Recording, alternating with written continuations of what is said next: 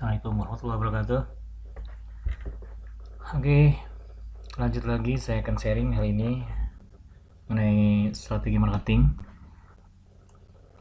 Melanjutkan sesi pertama. Ya, di sesi pertama saya sharing tentang market analysis ya, analisis pasar, dan kita lanjut ke salah satu strategi marketing klasik nih yang banyak digunakan ya, dan sudah cukup lama digunakan di dunia bisnis, sudah tidak asing lagi bagi para pebisnis. Dan saya akan berbagi materi ini dengan beberapa modifikasi tentunya. Baik, ada satu strategi yang sangat klasik ya, yang dikenal dengan AIDA ini. AIDA ini seiring berkembang, berkembangnya zaman, kemajuan teknologi dan sebagainya, sampai saat ini makin berkembang ya AIDA ini, baik dari sisi teoritis penamaan maupun dari konten ya. Nah, dari konten sebenarnya kalau hanya mengandalkan AIDA itu sangat simpel sebenarnya ya. AIDA ini dilihat dari proses customer journey, jadi perjalanan bagaimana caranya perusahaan untuk meraih pelanggan gitu, dan bagaimana si pelanggan ini, si calon pelanggan atau pembeli pada awalnya dari mulai tahu ya, attention ya, aware, attention, tahu produk kita dengan cara komunikasi yang dilakukan oleh perusahaan, lalu mereka tertarik ya, interest, lalu mereka pengen ya, desire, pengen beli, sampai akhirnya mereka beli kan gitu. Nah, kalau dulu udah cukup sampai situ.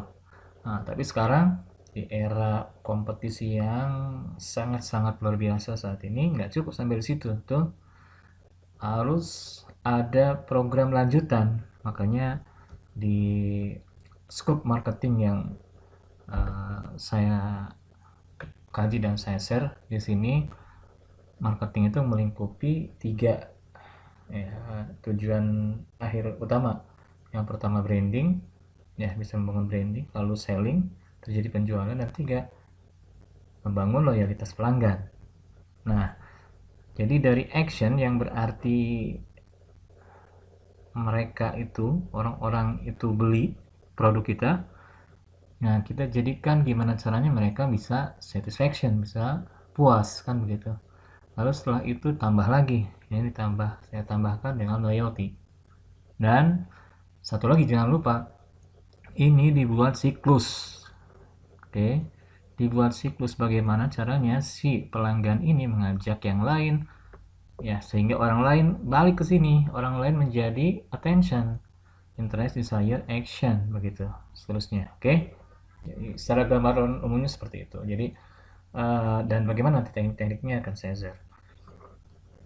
Jadi yang pertama, AIDA ini merupakan proses customer journey ya, proses bagaimana perusahaan meraih pelanggan. Oke.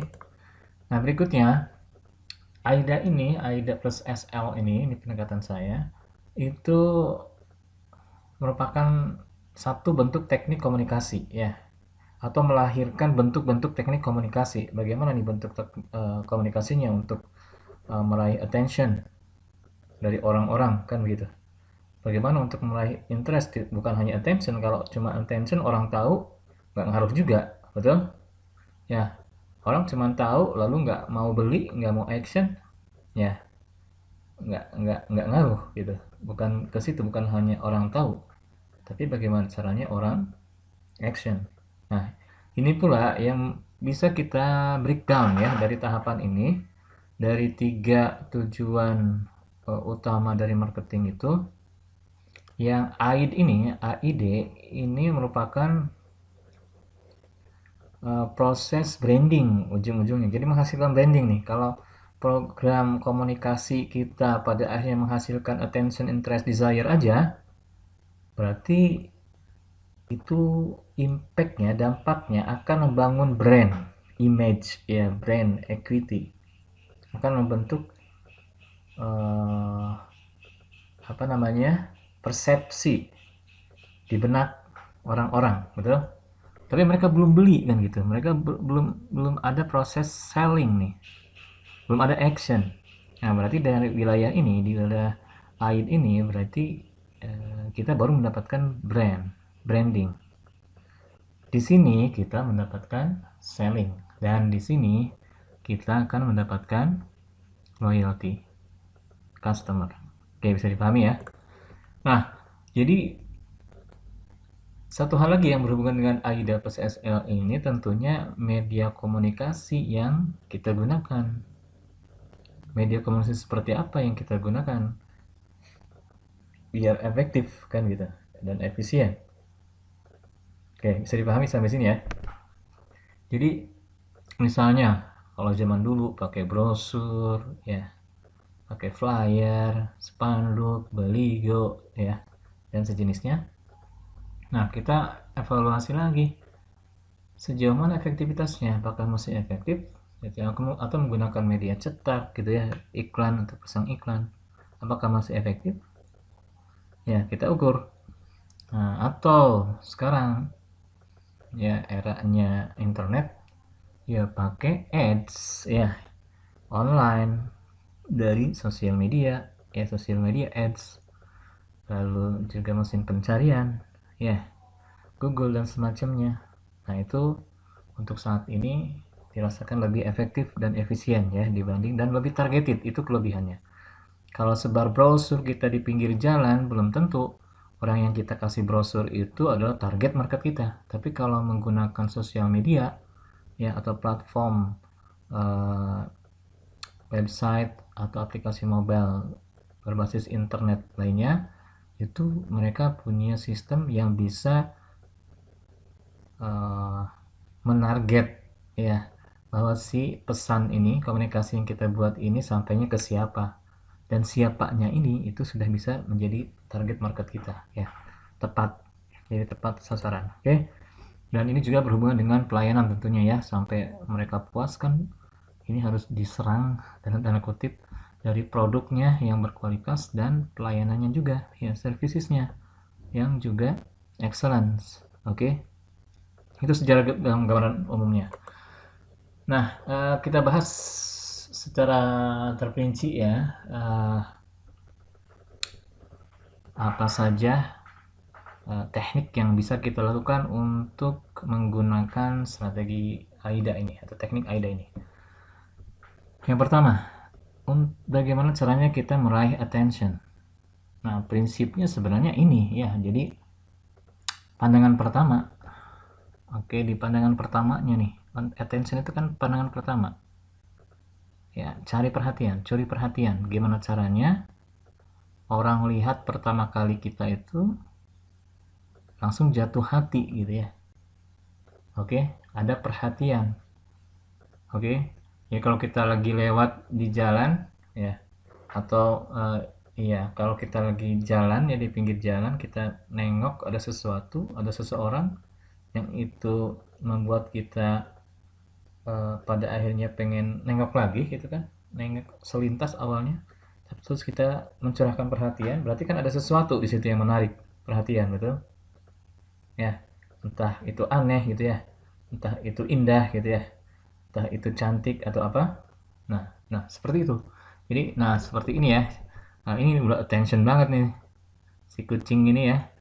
Ada sesuatu yang aneh di sini, ada sesuatu yang menarik di sini, sehingga dia mencurahkan perhatian. Oke. Nah itu prinsipnya sebenarnya. Nah, dan bukan hanya indera ya, bukan hanya mata ya. Jadi pandangan ini bukan hanya jadi respon, sebenarnya respon pertama dari indera. Indera lainnya apa selain mata? Hidung misalnya ya. Hidung bisa ini berpengaruh kepada attention, bisa ya. Kalau mata bisa dari jauh ya, kalau hidung ini dari dekat ya. Dari dekat, nggak bisa dari jauh. Hidung misalnya kita masuk nih ke sebuah kafe, kedai kopi misalnya, ketika masuk seng, harumnya khas kan, berasa gitu, kira-kira berpengaruh nggak itu? berpengaruh ya pada otak kita, terutama otak neokortex nih kalau dari indera, dari mata, dari hidung, dari telinga, ya, dari pendengaran. Ketika masuk ada suara-suara yang bikin apa berkesan gitu ya, kesan kenangan, kesan apa kayak gitu ya. Nah itu akan, nah kesan jadi ya, jadi kesan pertama, oke lebih tepat kesan pertama yang diterima oleh indera atau respon dari indera kita ya, yang ada sesuatu gitu, ada klik ya. Oke, ini beberapa catatan saya yang berkenaan dengan menarik attention. Pertama ada prinsip namanya prinsip klik 3 detik kalau sekarang ya. Kalau dulu 8 detik, ada 4 detik, 3 detik kalau menurut saya. Jadi klik 3 detik ini apa? Jadi uh, prinsip attention ini prinsip cepat sekarang. Kenapa? Sekarang era internet ini orang terarah ke era distraksi ya, terdistrak ya. Orang nggak suka baca-baca yang panjang ya, yang bertele-tele. Jadi orang kalau dikasih yang teks panjang ngeblek gitu ya, nggak mau baca, betul? Jadi kasih satu poin gitu ya, kasih satu poin yang bikin ada klik, orang tertarik. Oke, jangan apalagi ini kalau misalnya medianya di jalan ramai ya, misal baligo atau billboard atau spanduk. Nah di spanduk jangan diberebet gitu ya, ditulis teks yang ngeblek ya, tapi cukup beberapa kata aja dan gambar kan gitu, visual. Nah visual ini sangat menarik attention. Oke, jadi gimana caranya prinsip 3 detik ini, dalam waktu 3 detik orang klik gitu, orang tertarik. Oke, nah apalagi kalau di iklan TV ya, kalau lewat 3 detik nggak menarik udah lewat ya, dipindah. Lalu headline yang bikin penasaran biasanya gitu ya, dibikin headline, judul kalau artikel atau eh, spanduk atau brosur ya, atau poster digital sekarang, bikin headline-nya judulnya yang menarik atau bikin penasaran gitu ya, lalu sama dengan gambar yang menarik, kalimat pembuka yang menarik juga ya, atau kadang sensasi ya, ada sensasi, ada provokasi, tapi hindarilah yang negatif-negatif ya kalau menurut saya. Ada juga satu teknik sapi ungu nih, cari perhatian sebenarnya ya. Jadi kalau kita lewat ada kerumunan lalu ada yang berbeda, sapi kan bukan ungu biasanya, tapi ya tiba-tiba ada yang ungu nih, berarti kita pasti kita akan tertuju ke situ. Oke, itu prinsip bagaimana menarik attention, tapi jangan lupa tetap perhatikan kualitas ya, apalagi dengan kemasan-kemasan yang berlebihan, apalagi dengan ujaran-ujaran kebohongan. Wah, jangan sama sekali ya, jangan sekali-kali ya, jangan sekali-sekali ada unsur-unsur itu. Too much lie will kill you ya. Jangan sekali-kali menipu, melebih-lebihkan ya. Yang real itu akan lebih menarik buat calon pelanggan kita ya, apalagi di era sekarang ya, di era keterbukaan, dan mereka para pelanggan ini bisa dengan mudah melakukan feedback dengan media komunikasi yang menyentuh banyak orang ya. Itu sangat berbahaya kalau tidak diperhatikan, sekali kecewa udah ya habis. Oke, nah contoh ini ya, ini penggunaan visual. Jadi ini satu bentuk kira-kira gimana melihat ini ya, coba lihat ya, untuk orang-orang yang seneng lah ya. Kalau kecuali untuk orang-orang yang nggak seneng ya, mungkin nggak tertarik. Untuk orang-orang yang seneng, dengan gambar ini aja ini mendorong kita untuk datang ke sini gitu ya. Misalnya contohnya saya cari contoh yang mudah ya. Eh, dan ini lebih kepada aid ya, lebih kepada aid. Dan kalau yang saya contohkan ini tidak ada unsur action sebenarnya di sini secara tekstual ya, tidak ada maupun visual, tidak ada action. Nah, kalau action itu biasanya diarahkan secara tekstual, dia arahkan ke nomor HP gitu ya, nomor kontak atau alamat kan gitu. Nah, tapi kan ini sudah punya brand kuat. Jadi sah-sah aja kalau mereka untuk yang punya brand kuat. Tapi kalau pemula jangan sekali-kali menggunakan teknik seperti ini. Oke, bisa dipahami ya. Kalau yang pemula belum dikenal, menggunakan teknik seperti ini, mendahulukan ini logo ya. Nah, lah bingung orang, lah ini belinya di mana kan gitu. Kalau ini udah diasumsikan orang tahu ya, hampir semua orang tahu di mana ada tempat untuk beli ini. Oke? Ya. Atau kalau sekarang sih bisa ya, tinggal googling katanya gitu, tapi kan itu bikin effort juga nggak semua orang ya menyengajakan untuk googling, mencari-cari informasi di internet.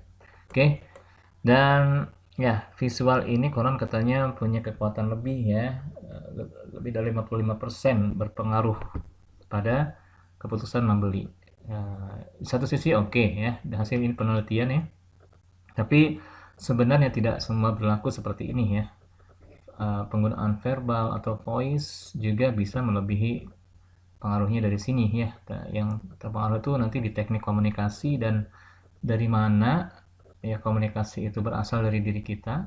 Apakah dari mulut aja ya, hanya sekedar dari mulut, atau dari pikiran, atau dari hati, dari perasaan. Dari hati ini sebenarnya ketika muncul sebagai voice, sebagai suara, tapi dia berasal dari hati, benar-benar dari hati, maka pengaruhnya akan luar biasa ya, melebihi visual. Itu seseorang misalnya yang berdoa ya dengan kesungguhan, dengan hati, menyentuh para jamaahnya, jamaah terpengaruh ikut menangis ya. Itu pengaruh dari suara, betul. Padahal jamaahnya nggak melihat ya secara visual, merem matanya gitu ya. Tapi pengaruhnya luar biasa. Oke. Nah, ini bisa dioptimalkan ya. Eh, ini dalam teknik komunikasi. Oke, nah ini teknik komunikasi secara verbal ya. Secara verbal biasanya untuk mempengaruhi ya, gunakan kata-kata yang kata sakti ya. Saya katakan kata sakti ini sebenarnya kata-kata yang tujuannya diarahkan kepada hati atau otak reptil. Nah, ini butuh kajian khusus sebenarnya, tapi saya singkat jelaskan di sini. Otak reptil itu apa? Otak reptil itu otak yang memang dimiliki reptilnya, reptilian brain. Jadi itu satu bagian otak yang fungsinya dalam diri kita sebagai respon gerak ya, insting, lalu nafsu. Nah, yang berhubungan dengan hal itu ya, yang berhubungan dengan nafsu kedirian kita, survival untuk bertahan hidup ya. Jadi yang memenuhi kebutuhan-kebutuhan dasar hidup, insting. Nah, kurang lebih seperti itu ya. Itu fungsi dari otak reptil. Jadi yang berhubungan dengan otak reptil itu kata-kata apa? Jadi yang berhubungan dengan otak reptil dan hati itu saya sebut dengan kata-kata sakti. Pengaruhnya cepat gitu ya. Misalnya kita gunakan rahasia, gratis, garansi, bonus, mudah, cepat. Nah, ini kan lebih tertarik ya, lebih menarik ya bagi orang. Siapa sih yang nggak suka bonus kan gitu ya? Siapa yang nggak suka gratis gitu? Tapi ya sesuaikan ya.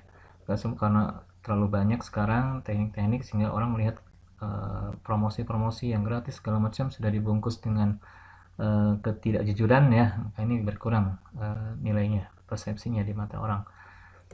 Jadi ini kata-kata yang sering digunakan untuk menghipnotis begitu ya, singkatnya.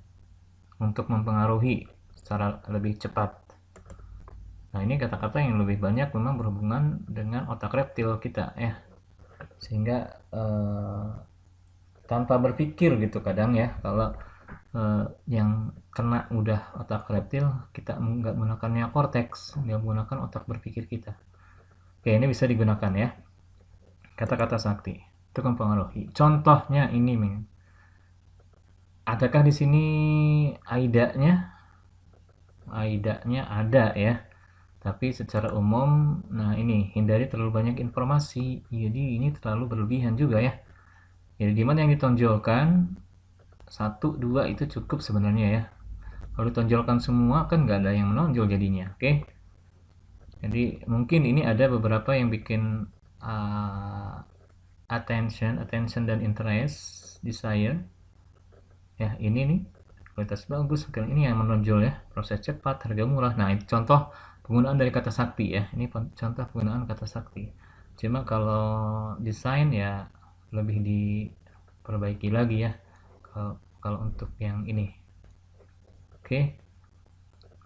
Oke. Ah, selanjutnya interest. Nah, jadi ini sebenarnya nggak terpisah sebenarnya ya. Jadi AID ini, attention, interest, desire, ini bisa di satu tahapkan gitu ya, bisa dipahami ya.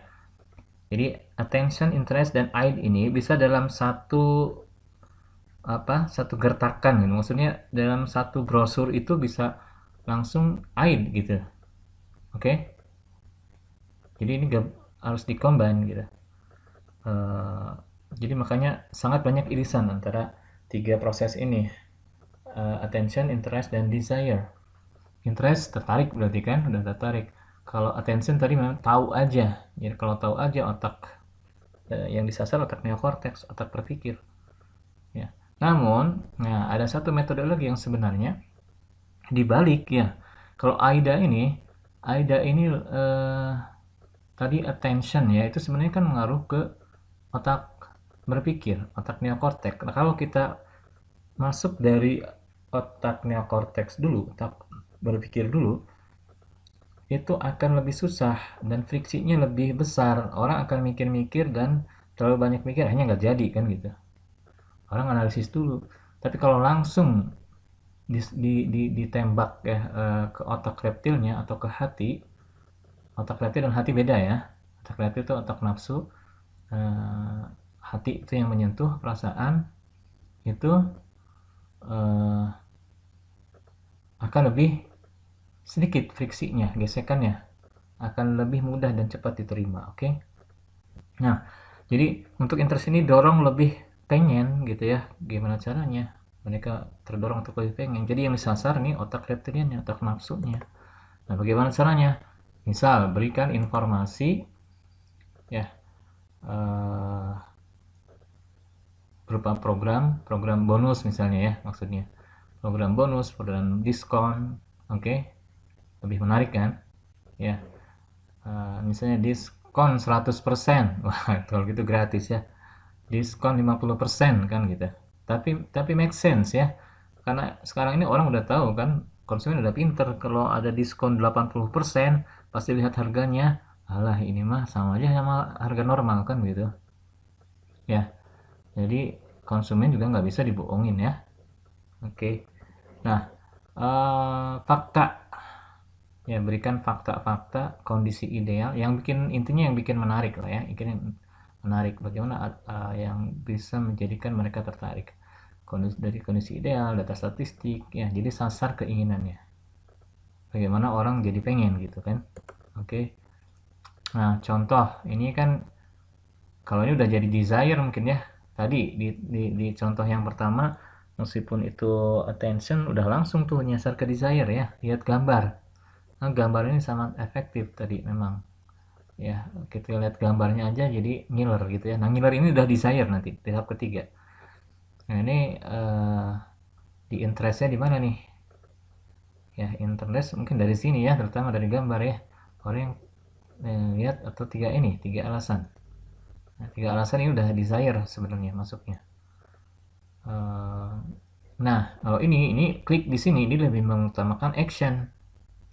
Kalau action itu langsung dorong untuk beli gitu ya, klik di sini atau action ya, untuk action kan, klik di sini dia kan klik itu udah action, atau menghubungi ini, telepon ini ya, pesan itu udah action. Nah, itu targetnya untuk selling. Oke.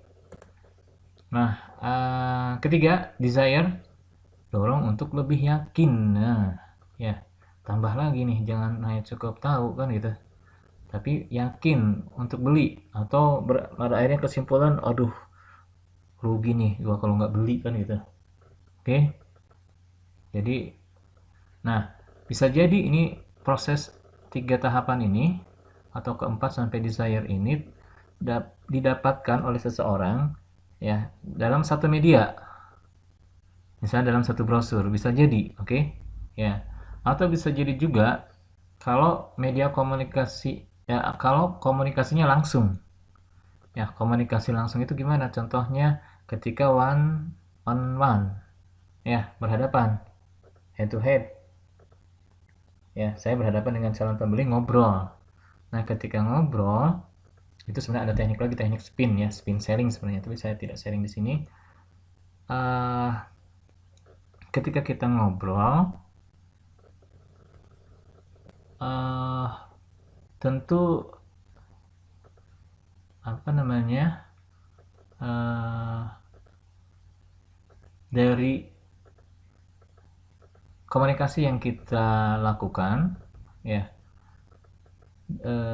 dengan tujuan bagaimana caranya orang itu beli.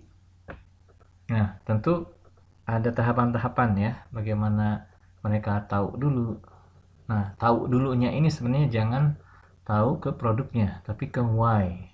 Ya, ini faktor why sebenarnya. Desire ini yang lebih kuat ya, di faktor why-nya. Oke, di faktor why. Jadi, eh, ketika kita buka komunikasi, yang akan lebih banyak berpengaruh itu ketika kita menjelaskan faktor why sebenarnya. Bukan faktor itu gimana? Alasan kenapa harus beli produk ini kan gitu.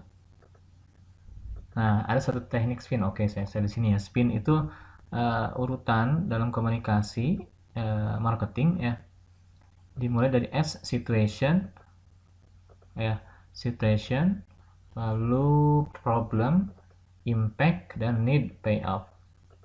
Nah, bagaimana bentuknya? Jadi ketika ngobrol ya, kita lihat dulu situasi, oke? Kita lihat situasi ini untuk menyamakan persepsi, menyamakan apa, frekuensi ya. Ketika misalnya kita menjual produknya adalah obat, berarti kan kita harus situasi dulu nih, lihat situasinya apakah eh, orang ini sehat atau sakit. Ya, yang kedua problem, diarahkan ke mereka punya problem sakit nggak? Oh, kalau orang ini nggak misalnya. Nah, kita kan bisa lebar, luaskan. Orang di sekitar dia, ya misalnya suaminya atau istrinya, anaknya, ayahnya atau ibunya, ada nggak yang sakit kan gitu. Dari obrolan itu kan kita bisa gali. Lalu ketika sudah, oh ada nih yang sakit, oke, kita lanjut. Berarti kalau ada yang sakit, dia target market kita. Kalau nggak ada yang sakit, dia bukan target market kita. Jangan lanjutkan ke tahap berikutnya, ke tahap impact. Oke, cari bahan obrolan lain. Nah, kalau uh, dia ada yang problem, ada yang sakit, kita lebih tekankan lagi. Misalnya berikan testimoni, ya berikan studi kasus, berikan solusi, manfaat. Oke, ini catatan saya ini. Jadi uh, misal saya ceritakan ya itu sebelum ya, sebelum, nanti ini yang terakhir, yang terakhir. Jadi sebelum ke solusi yang membuat mereka butuh obat kita ya, jadi tekankan ke dampaknya kalau nggak segera ditangani. Ya kita bisa tanya misalnya, oh sudah kemana aja berobatnya, ke sana tapi belum sembuh kan gitu. Nah, baru ceritakan, ini saya punya obat ini nih ya, ceritakan testimoni, sudah banyak puluhan orang, ratusan orang gitu yang menggunakan, sembuh alhamdulillah, gini gini gini gini. Apakah tertarik? Kemungkinan besar tertarik ya. Oke, jadi untuk lebih yakin dan desire ya, berarti ngiler, kalau lihat, sekali lihat ngiler itu bisa kan. Jadi kalau proses komunikasinya langsung itu kan perlu tahapan-tahapan gitu ya, itu tekniknya, sehingga akan berhasil nanti. Oke, jadi sasar kebutuhan. Nah, ada teknik mempengaruhi. Saya akan sharing teknik mempengaruhi. Yang pertama, gunakan teknik reciprocity ya. Reciprocity ini timbal balik atau timbal balas ya. Kasih voucher ya, voucher gratis. Oke, dia kan akan tertarik datang gitu ya. Lalu dikasih sampel gratis. Oke, dia akan merasa berhutang minimal sehingga beli gitu ya.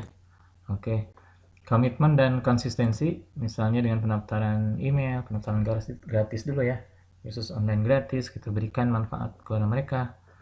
Nah, daftar ini kan ada komitmen ya, atau klik ya, ngirim, ngetik email untuk dikirim, sehingga kita berhak untuk mengirim email ke email mereka ya, karena berarti kan dia udah menerima secara tidak langsung atau langsung. Social proof, testimoni, jumlah pengguna, ya, endorsement, parkir rame. Nah ini yang menarik ya, parkir rame ini social proof. Apalagi di kita ini sangat sangat efektif ya, sangat berpengaruh. Ketika kita lihat, nah ini pengalaman saya sendiri ketika di suatu kota yang baru, ya baru saya singgahi, saya nggak tahu kan ini rumah makan yang enak di mana. Cara saya paling mudah, paling singkat, paling cepat, lihat aja yang di depan atau di tempat parkirnya dari rumah makan itu rame kan gitu, atau lihat di dalamnya nih jam-jam makan ya, jam-jam makan itu rame nggak di dalam. Kalau kita lihat jam makan nggak rame, sepi, berarti ini ada sesuatu atau nggak enak atau gimana, saya nggak mau jadinya ya. Kalau rame yang parkir motor atau mobil di depan banyak, wah itu akan mendorong kita social proof ya, mendorong kita untuk masuk nyoba dan ternyata enak kan gitu. uh, Liking ya, tampilan enak dilihat, disukai. Authority atau authority, bukti keahlian ya, bukti keahlian misalnya di rumah makan dia punya chef yang berkualitas nasional, ya tampang ya fotonya, sertifikatnya di depan ya, sehingga orang-orang lebih percaya dan lebih yakin. Oke. Lalu scarcity juga beri batasan, ini sering digunakan ya, tapi ya karena semakin banyak yang gunakan jadi orang tahu ya rahasianya. Scarcity ini beri batasan jumlah, waktu, harga. Contohnya misalnya gimana? Contohnya ini ya, misalnya hubungi sekarang. Jadi dia batasi waktunya sekarang kan gitu ya. Atau berlaku hari ini. Oke, besok mulai naik atau gimana kan gitu, seringnya kita dapatin. Gratis 10 orang pertama, ada batasan-batasan sehingga orang tergerak untuk saat ini juga beli gitu, saat ini juga ngontak gitu ya. Ini dorong untuk beli saat ini action, dorong untuk action kan begitu. Batasan waktu, jumlah, permudah delivery-nya, trial sample tadi, beri pilihan, jaminan after sale ya. Jadi orang didorong untuk merasa rugi jika tidak beli saat ini. Oke, bisa dipahami ya. Itu teknik-teknik yang bisa digunakan dalam teknik AIDA. Oke, berikutnya copywriting. Copywriting ini penting sekarang ya. Jadi bagaimana ini kalau produk itu dikemas ya dengan kemasan yang menarik. Nah, kata-kata juga bisa dikemas ya. Bagaimana kita copywriting ini mengemas kata-kata sehingga menarik. Tadi bisa gunakan kata sakti ya, tips-tipsnya begitu. Ya, kata-kata yang menyasar otak reptil dan hati ya. Oke, nah saya akan hanya berikan ini ya untuk copywriting, silahkan diperdalam di sumber-sumber lain ya. Yang pertama, kalau yang berhubungan dengan event, jangan lupa 5W1H-nya ya, jangan ketinggalan informasi yang diberikan kepada, misalnya untuk seminar, event seminar, oh udah bagus nih apa segala macamnya, lupa ya when-nya, kapan, tanggalnya atau tempatnya di mana, nggak dicantumkan. Oke, ini jadi panduan. Lalu kalau dalam teks ya, broadcast, teks broadcast misalnya di WhatsApp, di mana ya, di sosial media. Nah, biasa gunakan anatomi seperti ini ya. Headline tadi, headline yang menarik, ada penawaran, ada alasan why harus ngikut ini atau harus beli ini. Ya, ada tambahan lainnya, bonusnya apa untuk beli ini sehingga lebih tertarik, testimoni ya. Ya, ini nggak perlu dikeluarkan semua ya. Eh, Apa namanya? Unsur-unsur ini disesuaikan aja. Terlalu banyak juga olab ya orang ya, terlalu banyak muntah nanti ya. Tapi yang penting-pentingnya tadi AIDA-nya ya, call to action, garansi, oke.